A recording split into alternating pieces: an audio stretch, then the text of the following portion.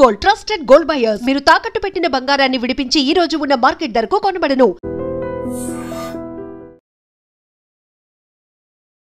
నమస్తే, welcome to I dream talking point with కవిత.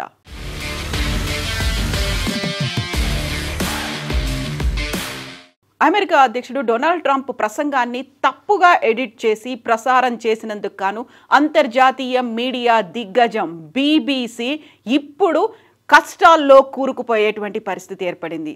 బీబీసీని కోర్టుకి ఈడ్చడమే కాదు, $1 బిలియన్ నష్టపరిహారాన్ని కోరుతూ బీబీసీకి లెటర్ రాశారు డొనాల్డ్ ట్రంప్. $1 బిలియన్ అంటే మన కరెన్సీలో దాదాపుగా 8,300 కోట్ల రూపాయలను చెల్లించాలి అంటూ బీబీసీకి లెటర్ రాశారు. అందుకు ఈ శుక్రవారం వరకు గడువుని విధించారు. 2021 జనవరి 6న డొనాల్డ్ ట్రంప్ అధ్యక్షుడిగా ఉన్న సమయంలో కొంతమంది క్యాపిటల్ హిల్ మీద అటాక్ చేయడానికి వెళ్లారు. ఆ సమయంలో గంటకు పైగా డొనాల్డ్ ట్రంప్ చేసినటువంటి ప్రసంగాన్ని తమకు అనుకూలంగా బీబీసీ ఎడిట్ చేసి పనోరమా అనేటువంటి డాక్యుమెంటరీ సిరీస్లో దాన్ని పబ్లిష్ చేసింది అనేటువంటి మాటతో డొనాల్డ్ ట్రంప్ ఈ నష్టపరిహారాన్ని కోరుతూ కోర్టుకి ఈడుస్తాను అంటూ ఒక లెటర్ని కూడా రాశారు.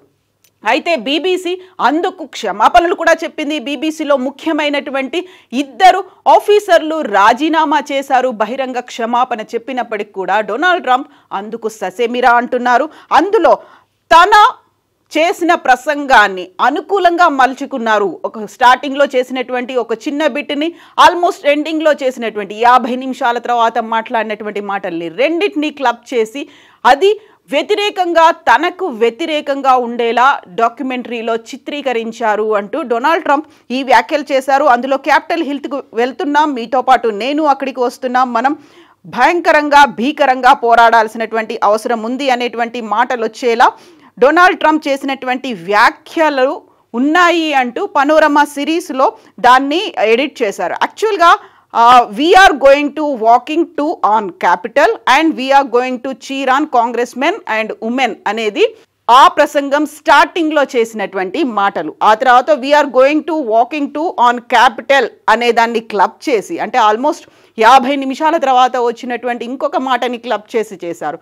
సో యాక్చువల్గా ఆ వ్యాఖ్యం మొత్తం కలిపితే we are going to walking to on capital and we will be there with fight, అంటే నేను మీతో కలుస్తున్నాను, మీతో కలిసి పోరాడుతాను అని వచ్చేలా వ్యాఖ్యలు ఉన్నాయి అనేటువంటి మాటతో ఇప్పుడు అది తను చేసినటువంటి ప్రసంగానికి పూర్తి భిన్నంగా వ్యతిరేకంగా ఉంది. తన ప్రోద్బలంతోనే క్యాపిటల్ హిల్ మీద దాడి జరిగింది, అటాక్ చేశారు ఆందోళనకారులు అనేలా ఉంది అనేటువంటి మాటని డొనాల్డ్ ట్రంప్ తరఫునటువంటి అడ్వకేట్ బీబీసీకి రాసినటువంటి లెటర్లో మెన్షన్ చేశారు. యాక్చువల్గా బీబీసీకి రాసినటువంటి ఈ లెటర్ ఇప్పుడు అన్అఫీషియల్గా మీడియాలో కూడా కనిపిస్తోంది. దీన్ని చూసిన తర్వాత 2 అధికారులు అయితే దానికి సంబంధించి క్షమాపణలు కోరుతూ రాజీనామా కూడా చేశారు.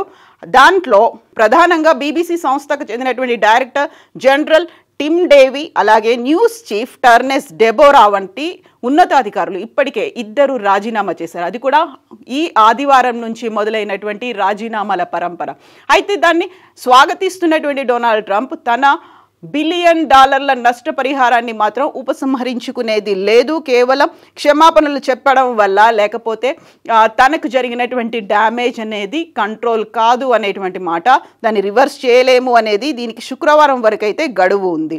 అండ్ వీడు చేసినటువంటి ఆల్టరేషన్ వల్ల, ఎడిట్ చేయడం వల్ల తన రెప్యుటేషన్కి దెబ్బ పడింది అనేటువంటి మాటని ఇప్పుడు కోర్టుకి ఈడుస్తాను అని డొనాల్డ్ ట్రంప్ అయితే చాలా గట్టిగా చెప్తున్నారు. అత్యంత శక్తివంతమైనటువంటి మీడియా సంస్థ ప్రపంచంలోనే, అది కూడా ప్రభుత్వం తరఫున ఫండ్స్ తీసుకొని రన్ చేస్తున్నటువంటి సంస్థ, అందులోనూ ఇప్పుడు పాలస్తీనా, గాజా, ఆ తర్వాత ఇజ్రాయెల్ మధ్య జరుగుతున్నటువంటి యుద్ధానికి సంబంధించి కూడా పక్షపాతంగా వ్యవహరించింది అనేటువంటి మాటనైతే అందులో మెన్షన్ చేస్తూ లెటర్ అయితే రాశారు.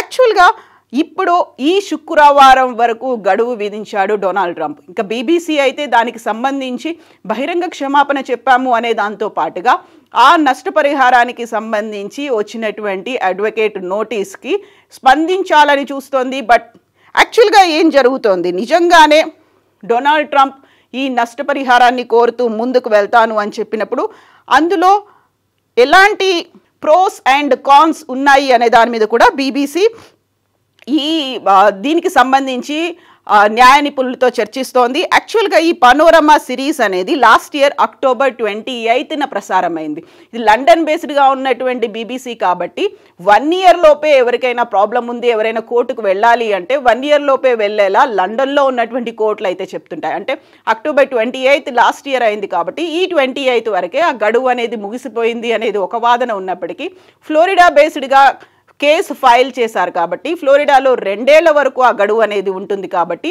ఇప్పుడు డొనాల్డ్ ట్రంప్ వేసినటువంటి నష్టపరిహారం గడువు అనేది ఈ 1 yearలో కంప్లీట్ చేసుకోవచ్చు అనేటువంటి మాట కూడా ఉంది.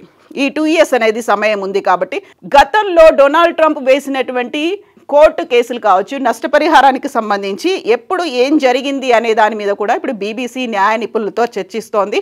గతంలో డొనాల్డ్ ట్రంప్ ఇలాగే BBCకి చెందినటువంటి ఇంకొక మాతృ సంస్థ దానికి సంబంధించి కూడా కోర్టు కేసులు వేశారు. అందులో కూడా ఇంక్లూడింగ్ ఒక $10 billion వేసినటువంటి కోర్టు కేసుని $20 billion దాన్ని ఎక్స్టెండ్ చేశారు.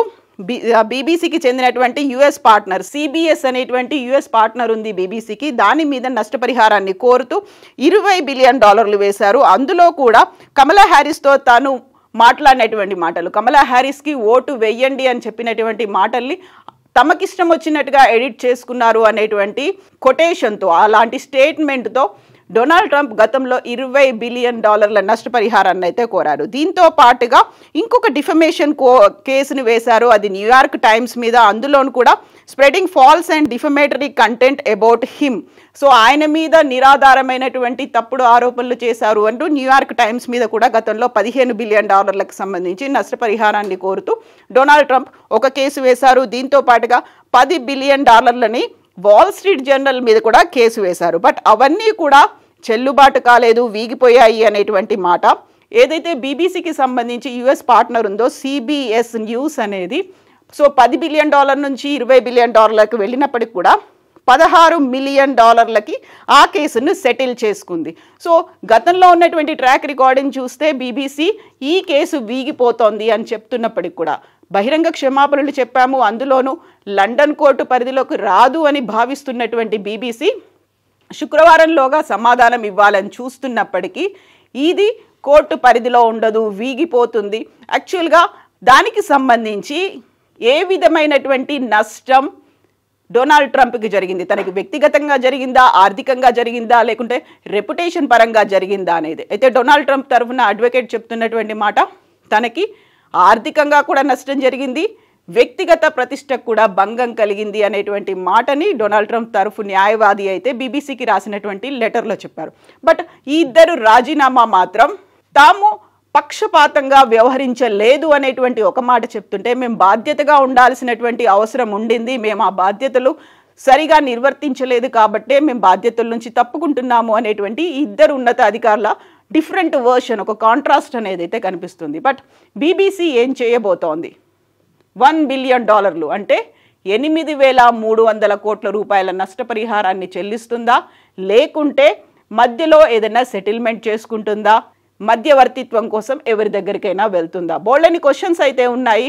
బట్ లండన్ కోర్టు కేసుల్లో మాత్రం ఆ పరిధిలోకి ఇది రాదు, ఎందుకంటే 1 year దాటింది కాబట్టి అనేటువంటి వాదన ఉంది. యాక్చువల్గా BBC అనగానే ఫాల్స్, ఫేక్ న్యూస్ను స్ప్రెడ్ చేస్తోంది అనేటువంటి మాట సోషల్ మీడియాలో డొనాల్డ్ ట్రంప్ కేసును ఫైల్ చేసిన తర్వాత డిఫరెంట్ వెర్షన్స్ రూపంలో అయితే వినిపిస్తున్నాయి. బట్ ఎందుకని ఆ డాక్యుమెంటరీలో కావాలని డొనాల్డ్ ట్రంప్ ప్రసంగాన్ని ఎడిట్ చేసి వేశారు అనేదే బిగ్గెస్ట్ క్వశ్చన్ మార్క్గా కనిపిస్తోంది. అందుకోసమే నేను కోర్టుకి ఈడుస్తున్నాను అనేటువంటి మాటని డొనాల్డ్ ట్రంప్ అయితే లెటర్ రూపంలో అడ్వకేట్ ద్వారా అయితే పంపించారు. ఏం జరగబోతోందని మీరు భావిస్తున్నారు? నిజంగానే BBC పక్షపాతంగా వ్యవహరిస్తోందా? కామెంట్స్ రూపంలో తెలియజేయండి. నిజంగా ప్రస్తుతం ఉన్నటువంటి సమాజం దేనికి ప్రయారిటీ ఇస్తుంది? ఆర్థిక సంబంధాల చుట్టూ మాత్రమే తిరుగుతోంది. మళ్ళీ ఎన్నికలంగానే చాలా విరక్తి కలుగుతుంది. మంచి అనిపిస్తుంది కదా, లేడీస్ కూడా ఛాలెంజింగ్ జాబ్స్ చేసినప్పుడు చాలా బాగుంటది. ట్రాఫిక్ అసిస్టెంట్స్ గా నియమించిన ట్రాన్స్జెండర్స్ అందరితో సాల్యూట్ చేయించుకుంటున్నారు. ఫుడ్ డెలివరీ ఇవ్వటానికి వెళ్ళినటువంటి డెలివరీ బాయ్ అనిల్ పై కళ్ళ ముందు పెళ్ళండి